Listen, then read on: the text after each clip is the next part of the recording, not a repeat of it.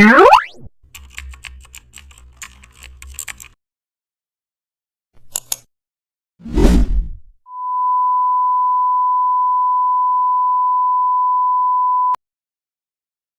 back to the channel. Don't forget to like, share and subscribe for more updates.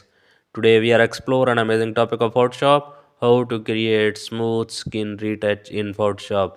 This tutorial is a beginner friendly tutorial. Open portrait photo in Photoshop, duplicate the image layer, go to the filter and blur and also select surface blur. Increase radius slowly. Adjust threshold until skin smooths. Press OK. Also add layer mask. Select brush tool with black color. Remove blur from eyes, lips and hairs. Keep blur only on skin. Reduce brush opacity for realism. Zoom in and refine carefully.